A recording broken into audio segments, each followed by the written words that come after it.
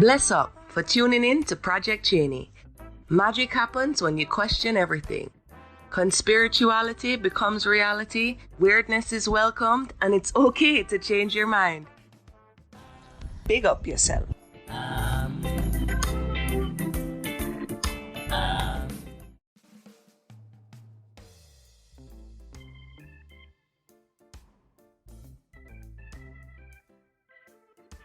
Hey, you guys. Welcome back to another episode of Project Chaney. As always, I'm Chaney, and I am trying to just do an episode when I see fit instead of the one a week. And we'll see if this ends up being 2 a week somewhere. And then, I don't know, who knows? Maybe I'll end up on YouTube or Patreon or something very soon too. All that being said, I'm going to see if I can get brazen enough to maybe eat an apple on here. And if that doesn't work, or if I find that I have to chew too long or can't speak, or if you guys write me and you're like, no, sah, you are not allowed to chew an apple on air, I totally won't do it. I do have gummies here. You know what? I should just experiment with this. Let's see what this is all about right now.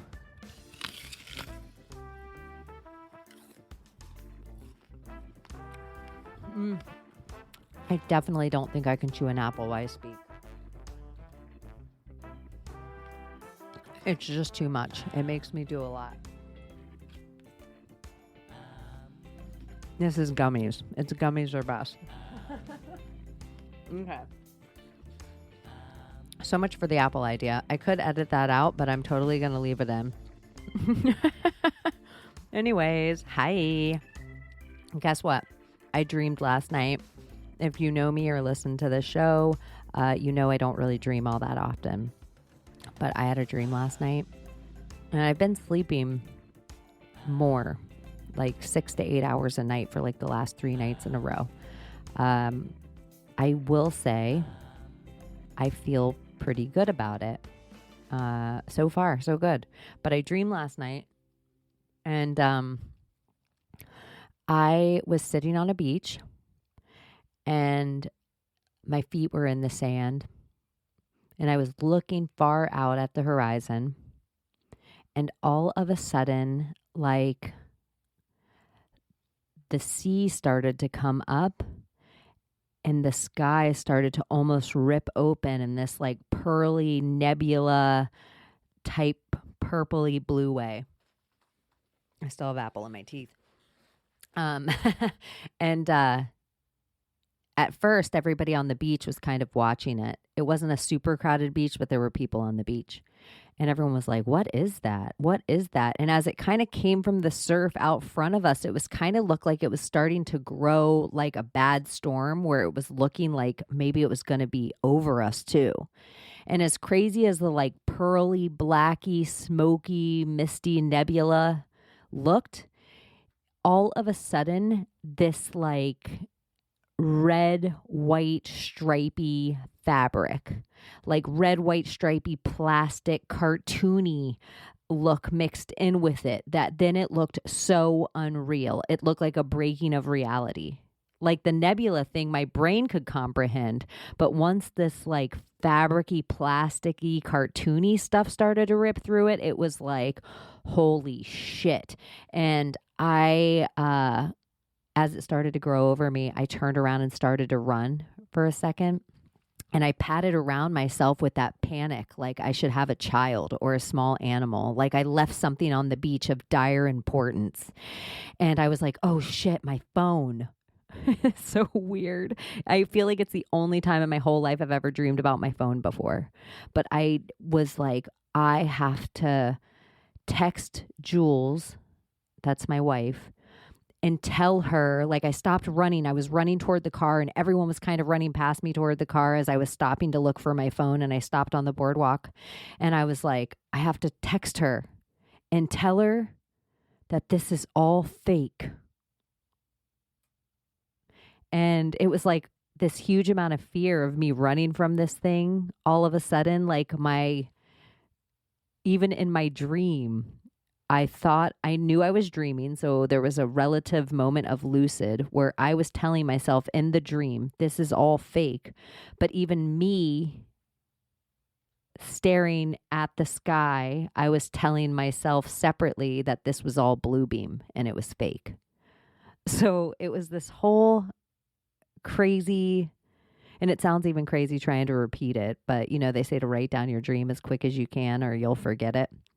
So yeah, it's all fake. Maybe I should tell you guys that in case blue beam happens in the next few days and a nebula opens in the sky with weird plasticky cartoon running through it and you're like, what in the hell? And you start to run for your life and light your house on fire. And then you're like, is this all fake? Is this all blue beam? I don't really dream, but when I dream conspiracies, you guys. That's where I'm at. If you listened to my earlier show this week, you know that I went live with my Maria 777 and we talked a lot about the supercomputer in Tyler, Texas. And so I have been throwing around this idea that kind of came to me as we were talking on there.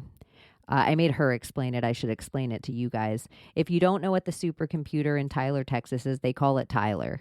And if you see a show, I like to describe it like Westworld season 3. There's this like huge circle. It almost looks like the coronavirus cartoon that they show us. But it's this huge circle attached to all these different tubes that is pretty much the brain of the entirety of everything we've ever typed into a computer. It knows everything about us. It knows so much about us and works so fast that it knows our future selves better than we do. So it could do pre-crime. It knows who we're going to be when we're 80. It knows every ailment we're going to have. And it knows how we're going to correspond with each other when we're going to meet each other. And yeah, it's Tyler. So I was having this whole like brainstorm when I was on her show of what if Tyler, this energy, was really the beginning of time. Like it was the asteroid that hit the earth, this alien, this demonic energy, this low vibe energy. And its entire goal since it's been here, like pulsating like a botfly. If you guys don't know what a botfly is, don't look it up. I care about you enough to tell you, do not look up a botfly. Don't look up anything about a botfly. Just stay away from it. But there's like this pulsating, like what if it's not mechanical, but it's like organic computer in a way, like the weird stuff they're trying to put into us. And what if this thing could never take over the planet unless it got computers and technology and wires and all that stuff in and around all of us? And what if it feeds on fear? And what if it feeds on energy in a way that if it could slowly convince you to not pass physical goods and slowly convince you to not pass physical currency and slowly get you to pass currency only online and spend all your physical time on it and in front of the black mirrors, in front of the false, almost like a computer Satan or something. And if it could convince you to do all that and feed on you, it's almost like I see the symbol of like a black octopus. Like that same, I think it's that Amy Adams movie with the octopus behind the glass and they write in the circular language. I see that symbol of this thing, this energy that wants its tentacles into all of us. And the more we spend talking about cryptocurrency and playing video games and watching movies and fighting with each other online and taking selfies and giving all of our sunsets to it and giving all of our kids' photos to it and giving all of our laughter and all of our tears and all of our fears and all of our happiest moments and all of our precious conversations and all of our inspirational words. And the more we do all this, we feed this thing, and the less we live in our godly reality. And so it's becoming, you guys, I am trying to have this whole thing with you while my animal is in the background. Ernie, if you ever heard me talk about him. And I don't know what it is, but this dog brings out the worst in me. I love him. I'm a good dog mom, but criminy. Hold on. I'll be right back. Pooh. I just had to have a mild, temper tantrum off air after I let him right out of here, right out of this room. It's my fault. I shouldn't have left him in the room. But you guys, I've had this dog longer than Bill Paxton has been looking for the fucking Hope Diamond on the Titanic. I have paid my dues. I love him, but good grief. I won't go into it, but good grief. If you know, you know. And anyone who also knows me, or if this is your first time listening, I'm extremely auditory. Extremely. I can shut my eyes and hear everything. Anxieties build if there's little kind of noises in the background and I'm trying to get my thoughts together.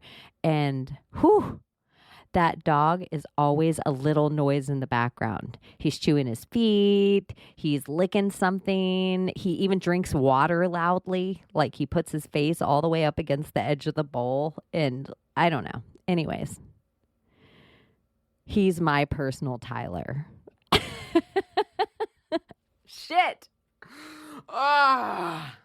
Okay, I need a gummy bear. I need a reset. I'm glad you guys get to hear all this. It's not all love and light. Sometimes it's just I want to kill my dog. Okay. Gummy bear reset. Tyler, cryptocurrency. So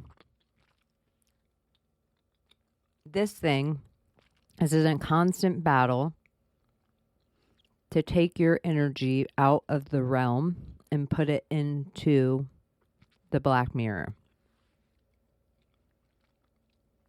It's in a constant battle to steal, like if we were all connected by source, like an energy, this thing is in constant battle to steal your processor speed. I would even bet this thing is a black cube, or it's shaped somehow like Saturn. It's one of the two, but those two kind of symbols go hand in hand to me. I think the black cube is Saturnalia. It's one and the same. I can go into that a whole nother day. I always talk about black cube of Saturn shit. So do a million other shows out there.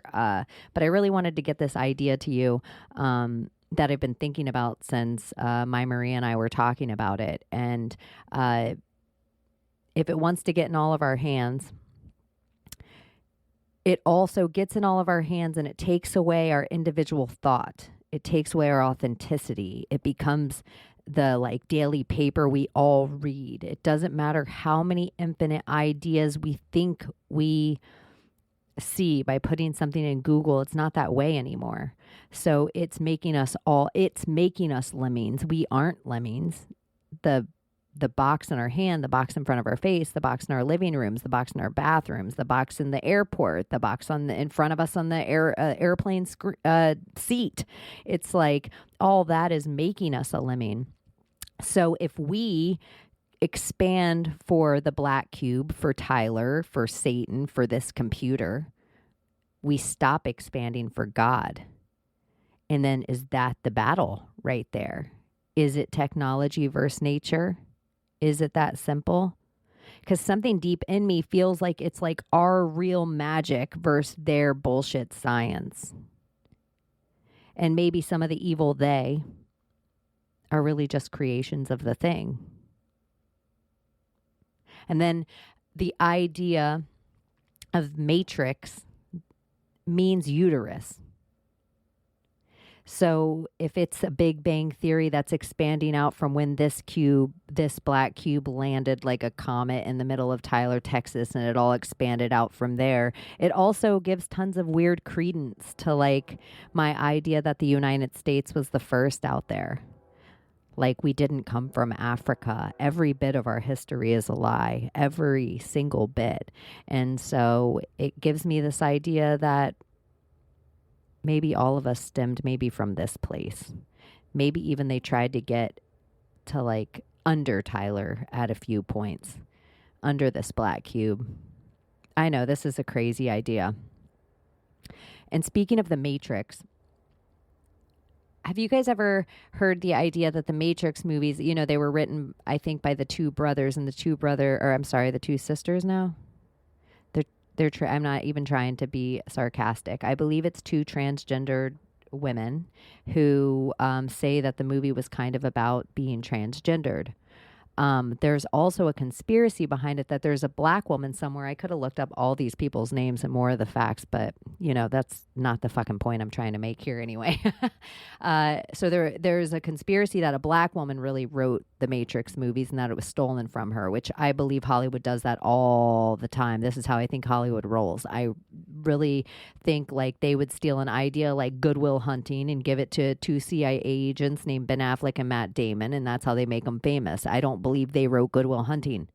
So I believe this black woman writes The Matrix, but she also says I think that the Terminator movies were a prequel to The Matrix. And you can kind of see in the Terminator movies where there is a little bit of the time travel of it all, which if time and space aren't real, and we could kind of figure that out, how that would be this possibility, but how this computer, this machine comes in and kind of takes over any natural resource, anything organic that these people would eat, drink, you know, need to survive, which you can see that kind of happening now. And then after it did all that and Earth became unsurvivable, maybe somewhere in between before they were plugged in, like we don't see where they were plugged in to this huge battery called the Matrix that we know Neo lived in, the pink ooze and the plugs. They would have had to convince the people to plug in. So they would have destroyed everything out there, all the green and all the blue and all the lush and all the colors, and they would have turned it into desolate, smoke, barren wastelands so that eventually it's just better for us to Ready Player One and hop inside this machine and maybe hang out with the only people who understand us. I don't know. It's a crazy idea. But I was thinking about it today and I'm like, if I don't record this right now, I'm going to totally lose all of my thoughts of this. And it's going to, it might not even be that interesting right now, but I think it would have even been less interesting if I waited, you know, for 5 days to do it. So here's another thought that I was thinking about. Did I get everything I wanted to say in that? Every picture, every birthday. Yeah, for real. All the stuff we give to the Matrix. I just wrote down a whole list of everything that we're not present in, like, you know, wedding events and birthday events and birth events and sunsets and romantic events, and just how many moments that our eyes don't get to see the moment or experience in the moment because we give it to the computer. And then our head actually stores it in a different spot, not as a memory. So we can never pull on the emotion from it again, even though we can see it. It's odd. Anyways. Okay. So, I did do a fun post, and I'll talk to you about that in a minute. A fun post. I guess I never really do so many fun posts, but it was an informative post. I was thinking about the Twin Towers and the 9/11 and stuff. And take out the people dying and take away the conspiracy. I'm glad the buildings fell because they were so ugly. Just the architecture of them. They were like such eyesores. They were ugly. They were tall. They had no character. They weren't beautiful. The sky, the empty sky that would be in that place of those buildings is better.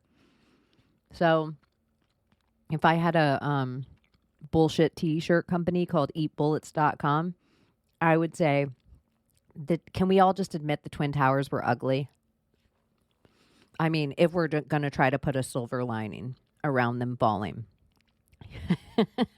I mean, it's good because they're ugly. Anyway, I told you guys about my dreaming.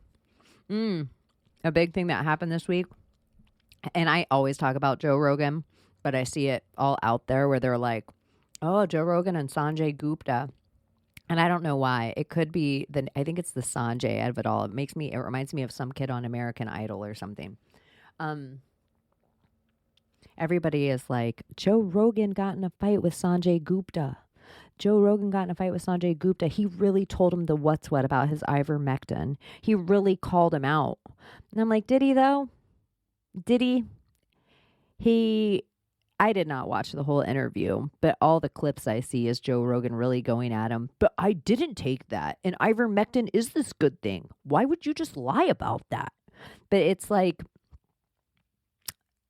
why you arguing with him about it is still validating the fact that he's a real doctor. You allowing Neil deGrasse Tyson to argue about space and just say it's an oblate spheroid and I couldn't even explain it to you because blah, blah, blah. Like that validates Neil deGrasse Tyson being an astrophysicist. Joe Rogan debating these CIA actors on his show validates them being what they say they are on the news. And that's the bullshit of it to me. You guys all might think, ooh, Joe Rogan's really burning him. Look how cool this is. Joe Rogan. No, he isn't burning him. He's validating him. He isn't talking about the whole fallacy, everything with Fauci, everything about this entire fucking lockdown from the beginning. And we all know Joe Rogan's a conspiracy theorist because remember the TV show, Joe Rogan Questions Everything. So I just think it's always interesting the way Joe Rogan always seems to validate these, and they're all CIA. Anyone you see on CNN is CIA. CNN should be called CHN because it's China, friends. It's China. And it's not about a country. It's something bigger than that. And the whole Illuminati of it all and the whole Jesuits of it all and the whole Black Cubist Saturn of it all and it all connects. It all is one thing and they're all people that are against you. And for some reason, I just think lizards are desperate for us to write the script. They are not creative. So they put these video games in our hand called like Plague Inc. And we're all a bunch of dildos and we sit around pretty much telling the lizards the smartest ways to destroy ourselves. They don't know how to do any of it. That's why I even think they probably give us these video games. That's why even if you look at all the earliest 80s movies of all these war games and all these kids, these Project X's and these Matthew Broderick movies and it was all these kids that figured something out on the video game because the lizards could never do it. And our parents didn't speak the language of computer. Some of us that listen to this show, or myself included, remember a time when there was no computers around us. We remember a time where our processor speed was our own and our downloads were our own. They were original. They weren't from magazines or a black screen or a computer or an infiltration. Some of us out there had very, very pure upbringings. Yes, some of us have a lot of trauma from those upbringings, but I mean pure as far as the amount of information that was shoved into us, the amount of brainwashing that was done to us, the amount of bad sexual education that was filled in our brains from our teachers in school. You guys, this is so ridiculous. The amount of bad programming. We can remember times if you call yourself a latchkey kid that you're crisscross applesauce. And you might even remember a time if you're old enough to call it Indian style. Whoa, shit. Indian style? Can you even believe that?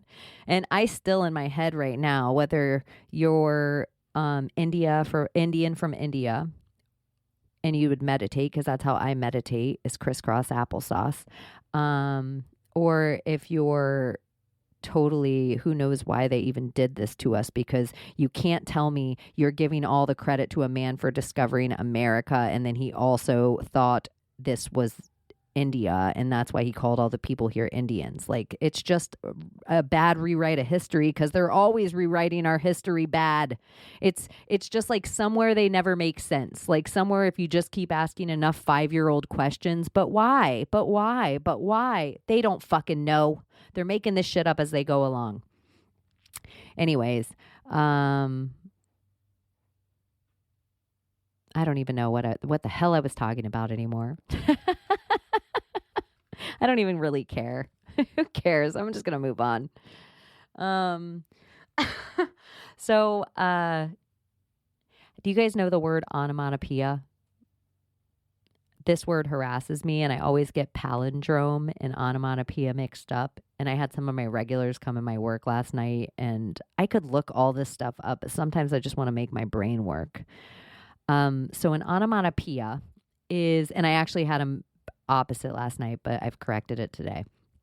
Onomatopoeia is a word like murmur or buzz or snap, where it's spelled like the sound that would come out of your mouth of the actual word. So like buzz, it sounds like a buzz. So that's an onomatopoeia. A palindrome is anything that's spelled the same frontward or backward. The palindrome, I think, is super fucking important if you're wanting to do code digs. You have to teach you don't have to teach your brain, but it helps if you teach your brain, like Aleister Crowley talks about it, like seeing everything backward and forward. So certain of these make it very easy to speak in a very magical language. And it also is a mirror of these words. So we always talk about mirror numbers, like 1111, 55. All of these mean something, and they're also all symbols for a reason. So sometimes 55 could also be SS, which if you think SS of it all, you could, like for me right away, I think SS and I go Nazis, but I also think the original Secret Service that Prescott Bush started that eventually became the CIA. So then I'm like, are they putting these symbols everywhere? Is that just another way to hide 55? Or is 55 just meaning loud and clear, which military would just say that? Or is 55 just meaning mirror? Think mirror. Every time, like just think mirror. If this looks into this. So 1111 is just mirrored numbers. So start thinking of things that way. So palindromes, I think, are kind of this important thing to learn. And maybe in the same way that I just put these breadcrumbs in your head. I don't know why. Maybe they're glasses of water for you for later. But one of those breadcrumbs that I planted a few weeks ago, if you follow me on Instagram, which you could do that, by the way. I'm just posting about this show, that's at Project Chaney. If I'm posting about everything else, that's Chaney_in_Wonderland. Those are my 2 accounts on IG. You can also follow me at Project Chaney and at Chaney Project on Twitter. And you can write me, which I love that you guys are all writing me and emailing me. You can do that at projectchaney@gmail.com. Anything I'm going to be adding or doing or getting into eventually, I'll do that at projectchaney.com as well. And if you feel like sending me any monetary currency, you can do that at Project Chaney on Cash App or Weakneck Baby on PayPal. It is unnecessary but appreciated. And yeah, I'm practicing, and I guess that feels less awkward to even say now. So that's cool. All right, so the palindrome of it all, and I love that you guys are writing me letters. Tell me about your digs. I just totally lost 2 trains of thought. Boom, boom. And I could stop this and go back and listen to it, but whatever. Okay, I kind of told you about the wrestling farce of Sanjay Gupta and JRE. Told you about palindromes and onomatopoeias. Okay, I'm going to tell you about my geeky movies that have been going on. I woke up the other day, you guys. This shows my age a little bit, but it was one of these weird movies like on HBO when I was a kid. Like it'd be summer break and it would be this movie on like every afternoon.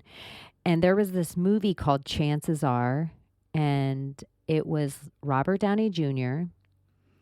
and and Sybil Shepherd and Ryan O'Neal and Mary Stuart Masterson. Is it Mary Stuart Masterson? And for some reason, every time I say her name, I always say, is it her name?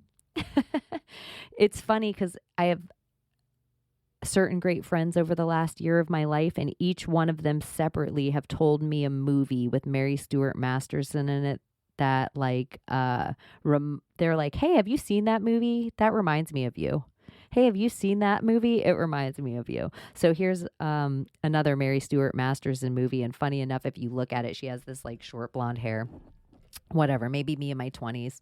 I was all doughy-eyed for Robert Downey Jr. once. But this movie is so interesting. I woke up with the song in my head getting flashes. Like, sometimes if I get like downloads or flashes or visions of things that I should look up or they almost seem like a memory, but it's not. And my head can't make sense of it. So when my head tries to go through it, it pulls from movies. So crazy. And so I woke up with this movie in my head 2 mornings ago. And there's this song from it that's Peter Cetera and Cher. And Peter Cetera has the voice of an angel. He also sings like the Karate Kid too. I am the man who will fight for your honor. And anyways, he sings this song too with Cher. And she does her like full on best Cher, because Cher is such a mimic voice that everyone can usually do an impression of Cher. It's like one of those weird things. If you just ask someone like, hey, you got an Elvis impression? They'll try it. Cher's kind of that, where you're like, hey, you got a Cher impression? And if someone says no, ask a lady to do their Elvis impression, and then it's Cher. It's so close, it's kind of funny.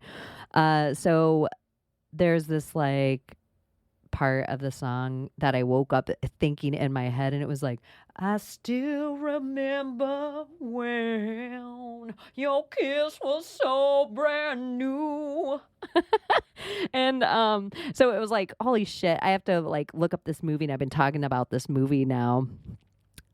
People that really know me that are like, this bitch totally did part of her Cher impression, because I totally almost did it right then. I didn't fully go there, but I almost did. Like my tongue almost came out of my mouth. I felt like I had like long straight hair I had to like flick off my shoulders. The gay men in my audience are like, feel it, queen. Anyway, this movie is about a dude, like a love story. And this dude dies. And then somewhere in time, like 20 years go by, 15 years go by, and he jumps into the body of somebody who's already living. Like somebody who's living starts getting these visions and flashes of like looking at other people that they're like, why am I having these visions and flashes of those people? This doesn't make any sense. And it's just so curious because it sounds like so much stuff that everyone talks about with their awakening. And there was just a certain set of movies that came out all during that time about swapping bodies, and also some of them with a really weird undertone that I talk about on this show, where it's like a grown man inside a teenager's body in a locker room, and it's like creeps. And this one does have a creepy vibe too, where it's like the girl's attracted to the boy that has the spirit in it, but the spirit that's jumped into the boy is her dad. So there is creepy stuff about it. But if you guys are into old movies and you want to see something with that weird, we always talk about all these new movies now that are, time travel or,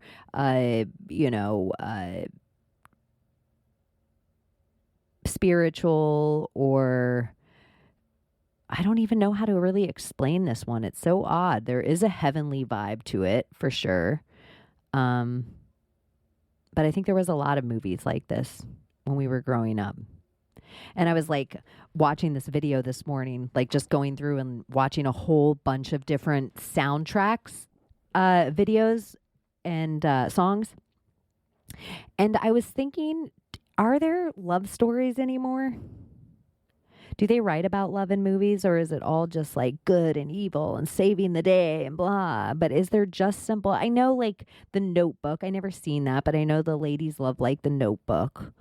And I know like when we were all growing up, you can think of a million love stories. You could probably go through them in your head and be like, oh my God, that was so romantic. Oh, I love that too. I love when he said that. And I love, even shitty Tom Hanks movies like Sleepless in Seattle or something.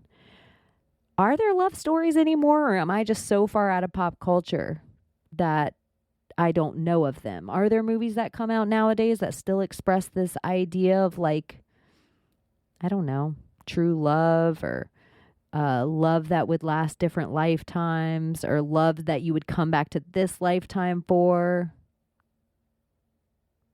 Or are they not there? Anyways, I thought it was interesting. Okay. I want to read you about another thing too that I fell into because I am a Floridian. And so in Florida, we have the Seminole Indian tribe. And the Seminole Indians, you always hear about it. And I've also grown up in Florida hearing about the Seminole War sometimes in my life. And there's all these facts you can look into of the Seminole War. But last night into today, I had never heard of the Gullah or the Gullah Geechee. And I've heard of Creole. I've heard of these wars. I've actually heard about a war with rednecks against quote unquote rednecks. They were only called rednecks because they tied red bandanas around their face to fight the U.S. military. And they all knew they were on one side. I'd heard other battles against the U.S. military, but I never heard about the Gullah and the Gullah uprising and the Gullah war. And it made me think, I always fancy myself a witch. And we know the Salem witch trials, and a lot of people I know that also fancy themselves a witch feel like the burnings that happened may have been one of the biggest genocides that happened on the whole planet. But I also think, how come we never hear about slave uprisings? Why isn't that written about in our history books? Shouldn't it be more important to hear about slave uprisings than just slaves? How can we just hear about slaves and never slave uprisings? Like, it seems so important part of the story. The only thing we ever hear about is like Harriet Tubman underground sneaking people out to the North, because the North, the Union, they had it all together. We always hear about the hero of Abraham Lincoln. It's always the same feel-good history over and over again. And it just makes me question everything. And so I had heard and read a lot about natives freeing African Americans throughout time, Native Americans, the people indigenous to this land. And I had heard they'd even gave them the name. So if you even meet someone with the last name Freeman, it was because when they escaped slavery, the first person they came across was native to this land. And so they were called, "You are now a free man. You are a free man." And so they just took that as their last name. In the same way, a lot of the other slaves took the last name of their slave owner or a president they appreciated, or something they felt like was rich or lux from their own conditioning. But a lot of the ones with free men, when they look into their last name, sometimes, they were a slave that escaped and ran into a native first. So I also think there was a lot of black Seminoles and a lot of black natives, the same way I think maybe black people are indigenous to every land. Something's just amiss with the entire history.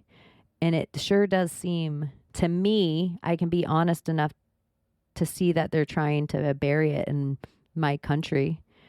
I can see the things that they're at war against, whether or not I'm that thing. I'm not a Christian, but I can see the war against Christianity. I'm not a black person, but I can see the war against black people.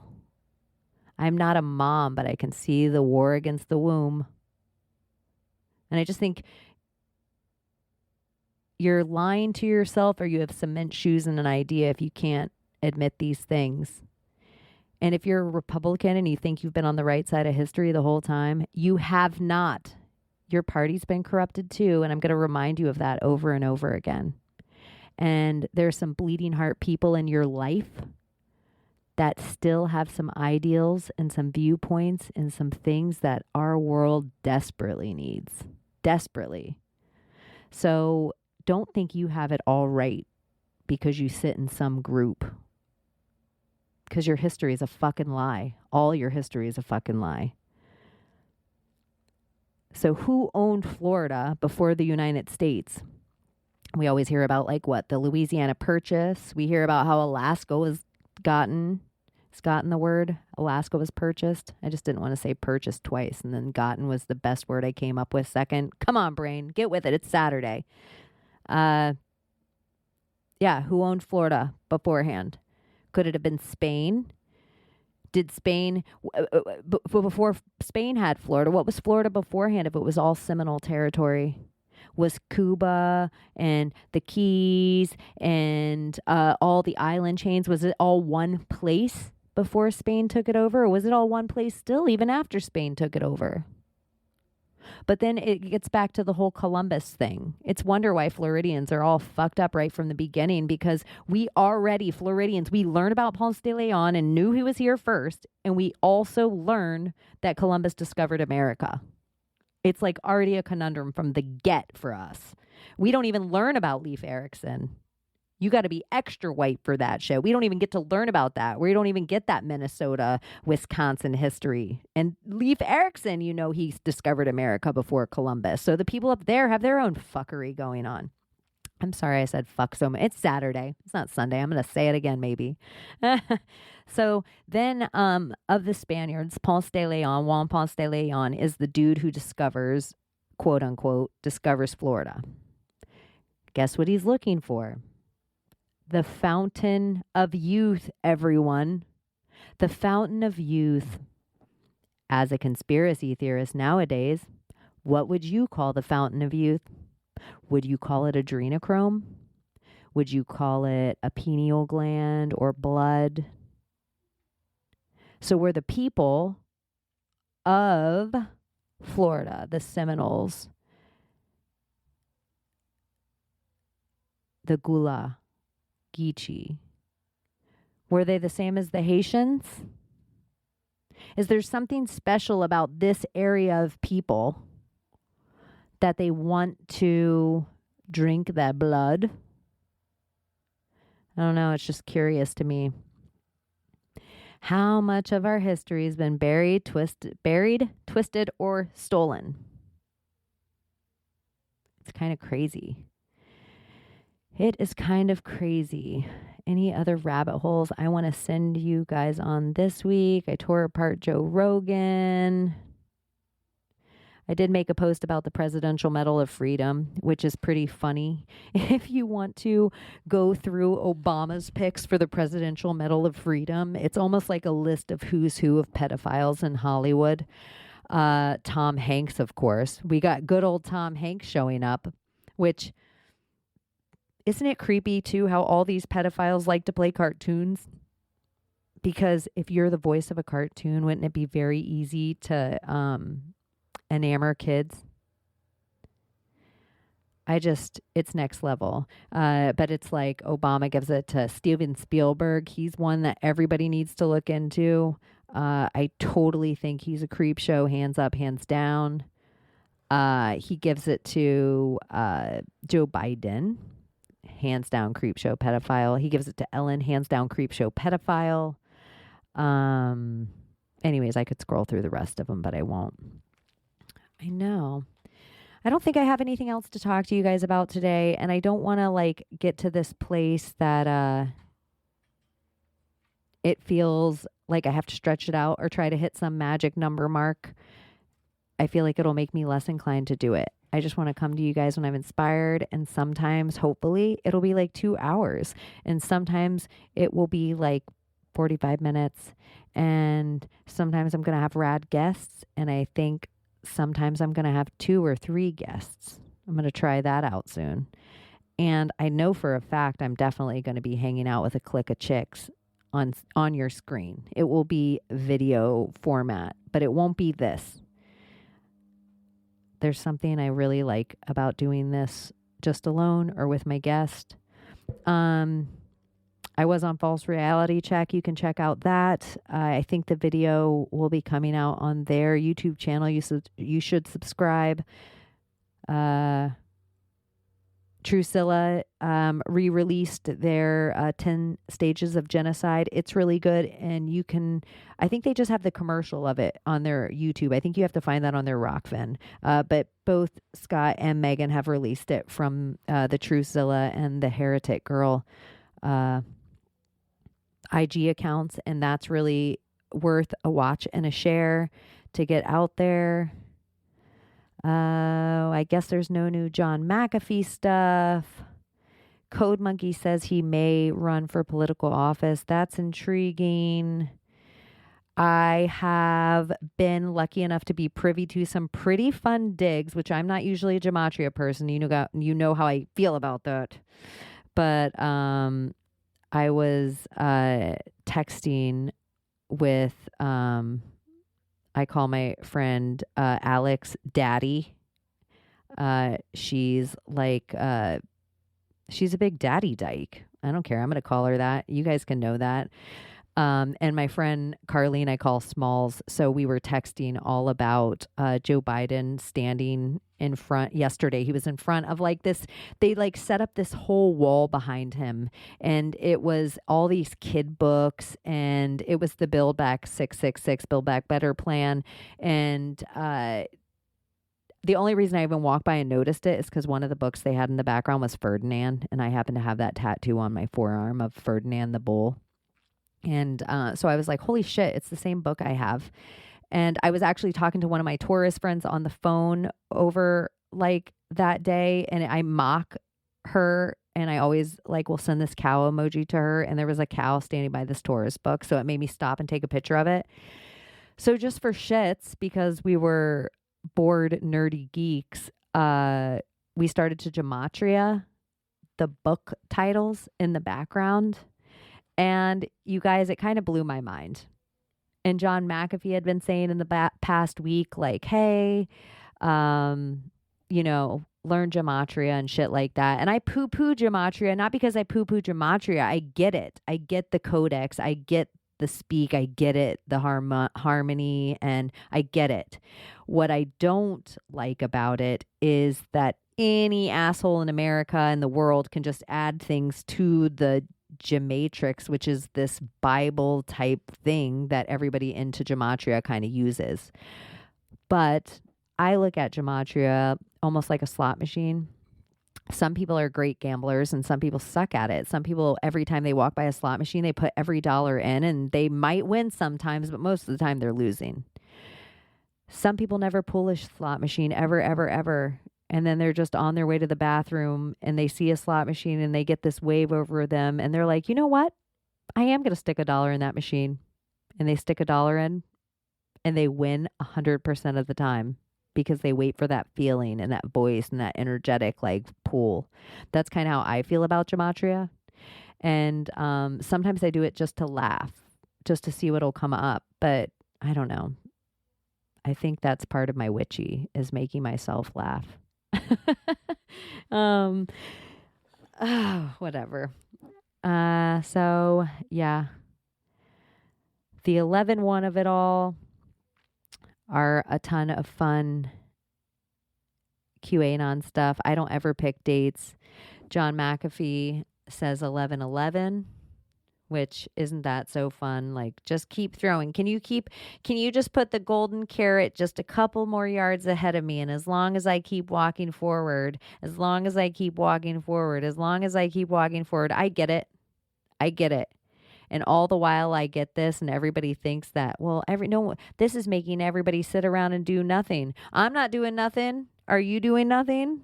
If you're doing nothing, you're projecting, because I'm not doing nothing, and the people I know and that I communicate with and that I consider my friends, they're not doing nothing either. So if you're projecting that people are doing nothing, maybe you need to have a hard look in the mirror, because I bet you're doing nothing. Or what are you doing? Yeah. I think you should definitely do something. I think you should, if we're already at this point, you should turn this off, after I say goodbye and whatnot. And you could even start another episode, but you should go on a walk or do some yoga or lay in the sun or clean out your space or paint or go and trim flowers. I don't know. Do something soft and gentle and kind and slow just for you. Even for like a half hour. And then you can take care of the world. But the world will still be there with all of its woes in 1/2 hour. So I love you guys. I hope you like this impromptu episode. Let me know what you think. And if you like it, then maybe I'll do more. And I won't hold myself to some fantasy idea that I'm going to release some kind of crazy enlightening fire every single second of every single day. Sometimes maybe it can just be a hang. All right, Bumba Rasclats. Have a good weekend and I will see you soon. You see me?